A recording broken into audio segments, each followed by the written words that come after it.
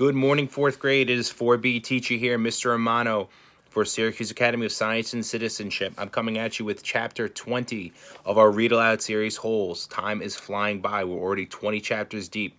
So just as I did for the first 10 chapters of the book, I'm going to list in a Google quiz assignment all 10 questions associated with the 10 chapters that we just read, chapters 11 through 20. I'm going to submit it. You guys are going to be able to have a week to do it. It'll list all the questions, and you'll be able to answer them fully. Remember, you're going to be able to watch the videos and be able to rewatch them, pause, stop, start, so you can get the information that you need. Take your time. The goal is for you guys to answer the questions correctly, not to do it as fast as you can. Chapter 20. It felt good to walk in the shade of the 2 oak trees. Stanley wondered if this was how a condemned man felt on his way to the electric chair, appreciating all the good things in life for the last time. They had to step around holes to get to the cabin door. Stanley was surprised to see so many around the cabin. He would have expected the warden to not want the campers digging so close to her home, but several holes were right up against the cabin wall. The holes were closer together here as well, and were of different shapes and sizes. Mrs. Sir knocked on the door. Stanley still held the empty sack. "Yes," the warden said, opening the door. "There's been a little trouble out in the lake," Mr. Sir said. "Caveman will tell you all about it." The warden stared at Mrs. Sir for a moment. Excuse me. Then her gaze turned toward Stanley. He felt nothing but dread now. "Come in, I suppose," said the warden. "You're letting the cold out." It was air-conditioned inside her cabin. The television was going. She picked up the remote and turned it off. She sat down on the canvas chair. She was barefoot, wearing shorts. Her legs were as freckled as her face and arms. "So what is it you have to tell me?" Stanley took a breath and steadied himself. "While Mr. Sir was filling the canteens, I snuck into the truck and stole his sack of sunflower seeds."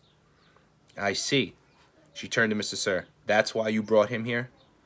"Yes, but I think he's lying. I think someone else stole the sack and Caveman is covering up for X-Ray or somebody. It was a 20-pound sack, and he claims to have eaten them all by himself." He took the sack from Stanley and handed it to the warden. "I see," the warden said again.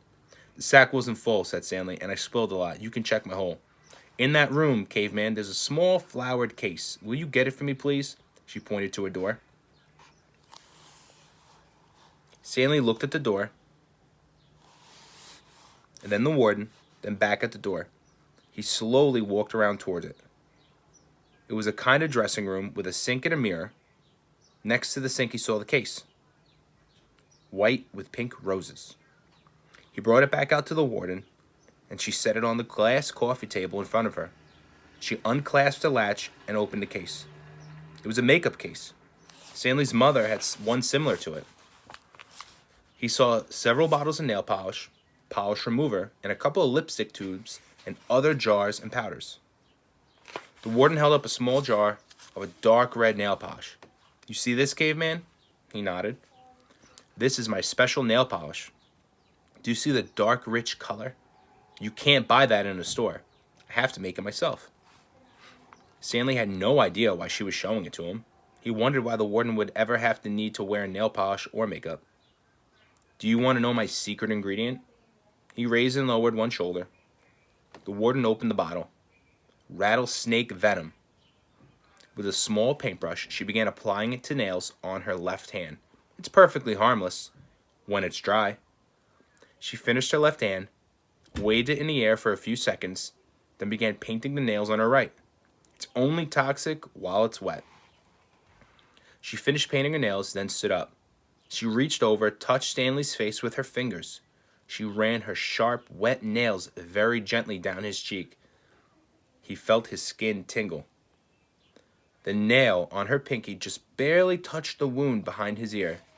A sharp sting of pain caused him to jump back. The warden turned to face Mr. Sir, who was sitting on the fireplace hearth. "So you think he stole your sunflower seeds?" "No, he says he stole them, but I think it was..." She stepped toward him and struck him across the face. Mr. Sir stared at her. He had 3 long red marks slanting across the left side of his face. Stanley didn't know if the redness was caused by her nail polish or his blood. It took a moment for the venom to sink in.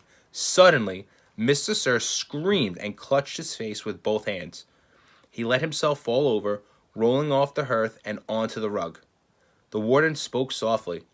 "I don't especially care about your sunflower seeds." Mr. Sir moaned. "If you must know, I liked it better when you smoked." For a second, Mr. Sir's pain seemed to recede. He took several long, deep breaths. Then his head jerked violently, and he let out a shrill scream worse than the one before. The warden turned to Stanley. "I suggest you go back to your hole now." Stanley started to go, but Mr. Sir lay in the way. Stanley could see the muscles on his face jump and twitch, his body writhing in agony. Stanley stepped carefully over him. "Is he—" "Excuse me," said the warden. Stanley was too frightened to speak. "He's not going to die," the warden said. "Unfortunately for you." So, little climax there in chapter 20. The warden is definitely a dangerous person that we probably shouldn't be messing with. I'm going to list the question below, and like I said earlier in the video, I'm going to create a quiz assignment which will have all 10 questions listed for you guys to give a short answer response. Remember, take your time and you'll have the ability to watch the videos again to get the answers that you need. I love and miss you. I can't wait to see you in the classroom. Ciao.